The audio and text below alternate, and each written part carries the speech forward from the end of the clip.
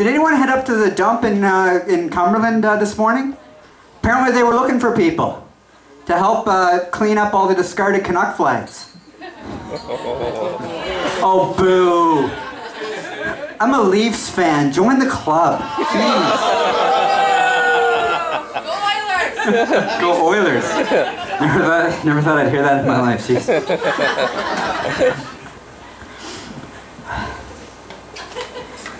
You know what's really sad?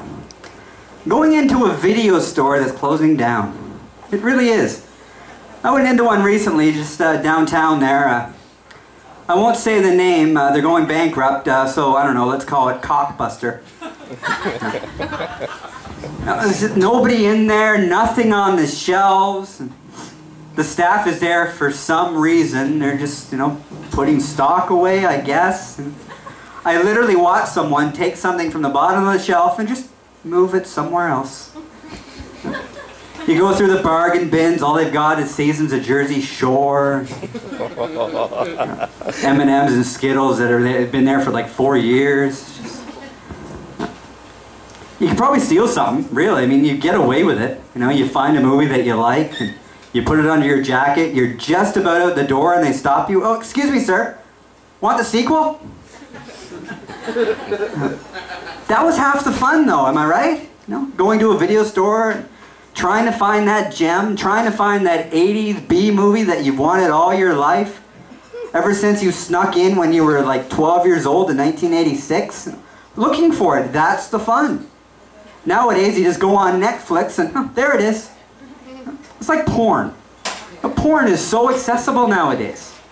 When I was a kid, that was the fun. You're flicking around, all of a sudden there's Showcase. Somebody with a low-cut dress, and ooh, is she gonna take her top off? You're sitting there, watching it for 20 minutes, all of a sudden Tom Selleck comes on the screen. Shit! Put it back in your pants. or maybe you don't. I mean, your sexual preference, none of my business. Maybe you like men with big mustaches, whatever. You know what really pisses me off? Some people nowadays, I saw a guy recently with a faux hawk. Can anyone explain this to me? Either go all the way or not at all. It should be allowed, it should be legally allowed to come up to somebody with a faux hawk when you're behind them and just go, zzz, there. And just buzz it. I once saw a guy just recently, he was out at a store shopping, wearing coveralls. Nothing against coveralls, that's fine. But he had nothing on underneath. Who leaves the house like this? Seriously. Big old man titties hanging out.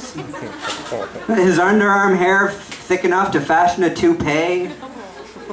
Do people honestly get up in the morning, look in the mirror, and how can I make myself look like a douchebag?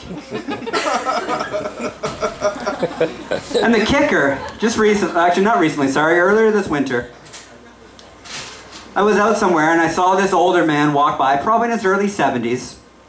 Really short and stocky, and he had a white beard that kind of came to a point, so he can do this. Had a red jacket on and red pants to match, because he's got fashion sense. Had a yellow toque on with a big ball on the top. I'm not exaggerating, the man looked like a garden gnome. I wanted so badly to pick up a water pail and, here, hold this. Speaking of garden gnomes, am I the only one that's not freaked out by these little bastards? You look out the window and it's just there staring at you, plotting, holding its pitchfork. What's it gonna do? What's it gonna do? And for those of you who disagree with me, try a little prank sometime. Go through your neighborhood, try to find somebody that you know does not like them, and somebody that you especially do not like. Pick up about a dozen of them, preferably ones that all look the same. Late that night, go into their yard and just put it in the window. They get up, they look at the window, and it's staring back at them. Don't get rid of it. They will. The next night, you just do the same thing. I guarantee you, 5 or 6 days later, there'll be a moving truck in their yard. Had my 10-year high school reunion this weekend. fuck, I didn't want to go. Yeah, fuck, I hated high school. I was so quiet, kept to myself, didn't talk to anybody. But 5 years later, I was possessed by a clown, and here I am. Yeah, God, it was just horrible, though. After the initial, talking to people, and they played crappy music. Everybody just got in their own little cliques. Nobody mingled. Nobody danced. Some people showed up an hour late, just absolutely plastered. Somebody ran out crying at one point. It was just like a high school dance all over again. Yeah, the mingling was fun. Like I said, I kept to myself, so I didn't remember anyone's names. And they come up to you, hey Brian, how are you? Everybody knew me. Different chair, but still.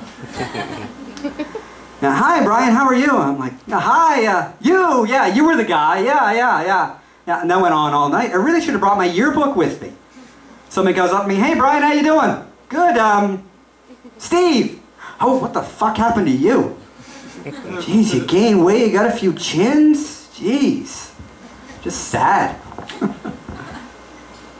Typical question at these things is, what do you do for a living?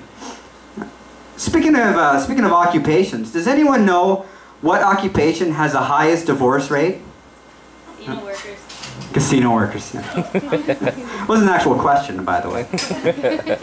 Yeah. No, choreographer / dancer. Now, I would have thought hooker. But no, apparently, dancing with your spouse is harder on your marriage than letting your wife go out and sell her body for money.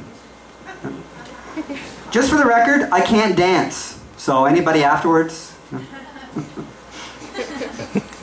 But yeah, the big question at these things was always, what do you do for a living? Of course, I told them, I'm a comedian. Oh, that's pretty cool, especially because I was really quiet in high school. Nobody sees it coming. So they're asking all these questions. How long have you done that? Where have you performed? That's when it hits them. You came here just for material, didn't you? Nobody would talk to me after that. Somebody would not know and they'd come up to me, hey Brian, how you doing? Somebody would cut them off. He's a comedian, he'll make fun of you, walk away. I'd have to sneak into conversations. There'd be a group of people, somebody reminiscing about a really embarrassing story. They'd turn around, I'm sitting there with a pad and paper. Fuck! I guess I'll see you at next week's show. They played all the music that we listened to in high school. Oh my God, I listened to shit. Fuck. They played Mbop by Hanson at one point. Anybody remember that? Yeah. Nobody knows what it is. Nobody knows what they're saying. Even them, you can ask the three of them, they don't know what they're saying. If you think you know, you're wrong. The reason for that being, when they wrote it, their speaking skills hadn't quite developed yet. But it's not just Mbop. I mean, it's, every generation has their song that nobody understands. Woolly Bully, for example. Nobody knows the words to Woolly Bully. You can look it up online, they're wrong. You think you know, you're wrong.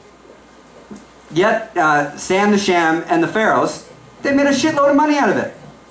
You're all looking at me like, who? Nobody knows who even sang that song. Not quite the 70s, 1968 was MacArthur Park. Someone left the cake out in the rain, remember that one? Who the fuck leaves a cake out in the rain, really? And they'll never have that recipe again. It's the most depressing song in the world. Oh my God. Sliding ahead here. Chair's got a mind of its own. The 70s, Bohemian Rhapsody. Scaramouche, Scaramouche, can you do the fandango? Yeah, fandango! I'm sure that's what they were thinking. 10 years later, they followed it up with, all we hear is Radio Gaga, Radio Goo Goo, Radio Gaga. Anybody remember that one? Yeah. Gaga. Apparently that's where Lady Gaga got her name from. She got her name from Queen and everything else from Madonna. Fortunately, they eventually followed it up with Fat Bottom Girls. So, redeem yourself right there, because Fat Bottom Girls really do make the rock and world go round. Am I right? Yeah? A couple of you, okay. Thanks for being enthusiastic. The song that really gets to me, though, always has, I just cannot stand it. Might as well go for a soda. Can anyone explain this? Might as well go for a soda. I have two things wrong with this. First of all, might as well go for a soda. Nobody drowns and nobody dies. What's going to happen if I don't go for a soda? What if I don't drink soda? Yeah. What if I go for a Snapple? Am I still going to die? And it's better than slander, it's better than lies. Not once have I been so pissed off at somebody, ready to rip their neck, or I just want to get in their face and call them a cockbuster, and think, I could really go for a 7-Up right about now.